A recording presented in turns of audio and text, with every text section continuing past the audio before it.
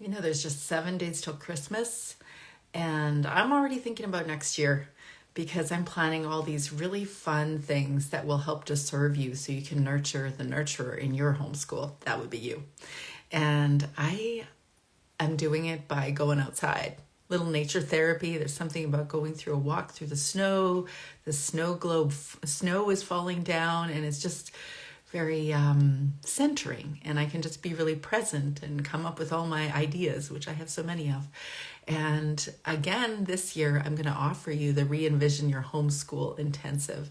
So I know you're thinking about Christmas things now or holiday related stuff. Maybe you just happen to be seeing me when you're at your families or you're in transit. And so I know you're thinking Christmas stuff, and so am I.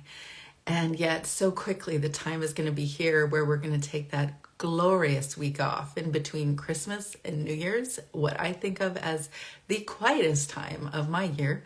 And that's usually a time where I will pull out the book, Not So Big Life by Sarah Susanka.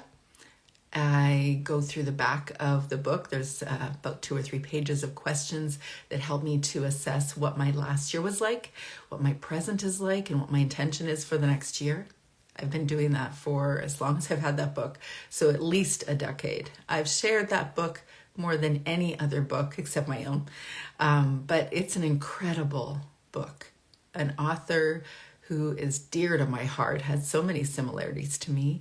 I got to meet her in my podcast, I think the end of season 1, and she was just a true kindred spirit. Feels like we'd already met years ago. I literally built this house based on her architectural design principles of the Not So Big house.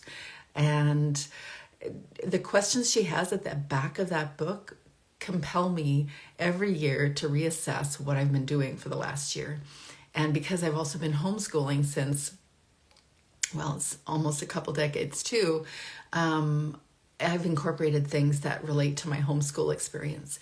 So just like I did last year, I'm going to offer a year-end review, which I'm calling the ReEnvision Your Homeschool, because that's what we're doing, is like reinventing it again, thinking about it again. How are we going to do our homeschool this upcoming year?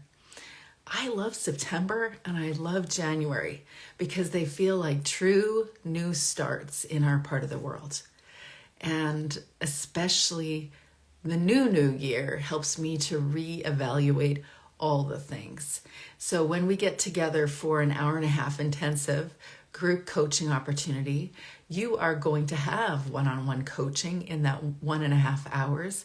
You're going to actually have conversation with me about whatever matters most for you in your planning for your upcoming year. We're going to assess the past few months and see how they've been working for you, how they've been working for your kids, what your general sense of how things have been going in your home, what you maybe have learned about your kids. Maybe you have questions or you want to discuss really practical things like routines and extracurricular activity choices or curriculum choices or all those classic discussions. Or maybe you really want to talk about your big emotion and some big emotion that you're struggling to address in your life, in your family life right now, and you know it's interfering with the satisfaction in your home.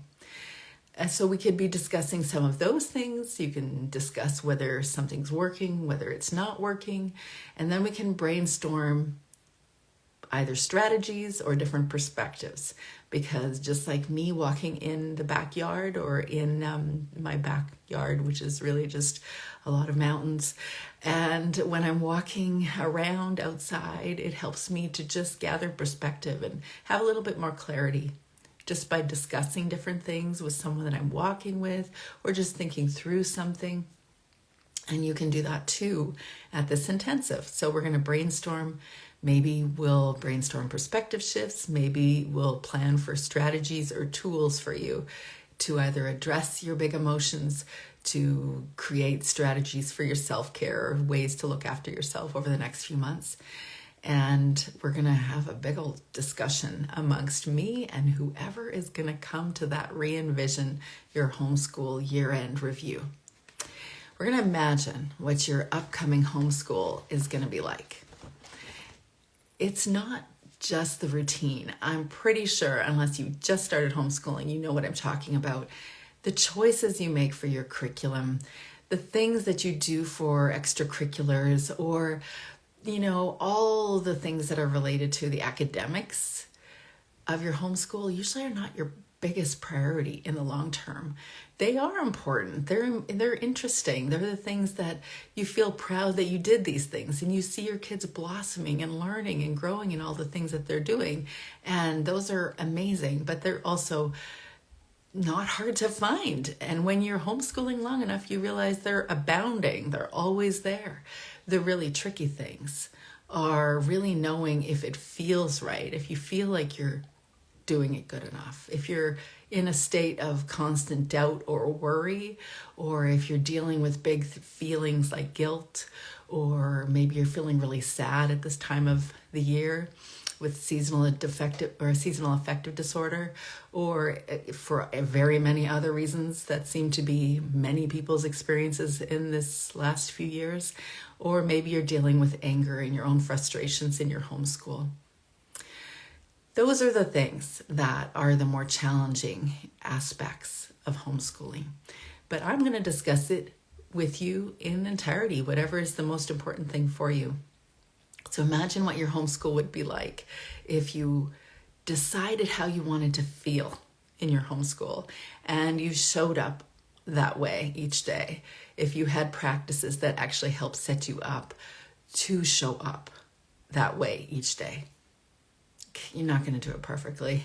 I'm not, you're not, no one's going to show up perfectly, but we can create a plan so that we can plan for it and actually practice the strategies. Imagine what your ideal 2023 homeschool would be like, how you want to feel in it, how much time you want to invest in different things. We're going to discuss all of that. We're definitely going to discuss why you're doing it. We're going to talk about your vision. And though we could talk about your vision right off the top in January, by February, you could have a completely different vision, but it is useful for you to have a vision to start, to get going. And then as you get to know your kids, you get to know what works for you, what works for them, what feels good, what fits with your values, clarify your values as time goes by. Then you'll begin to get clarity as you continue going on what that vision for your homeschool really is. And it will shift. It will change. It'll shift and change based on your priorities and also discovering that your kids have some too. So we're going to talk about all those things on the ReEnvision Your Homeschool year-end review. And I don't have a fixed date, but it's going to be the week sometime between Boxing Day and New Year's, the day before New Year's. And so if you're interested in that, I can send you more information on that. And I hope you are having a lovely Sunday evening. 7 more days, 7 more sleeps. I'm going to go wrap some gifts. Really, got a lot of gifts.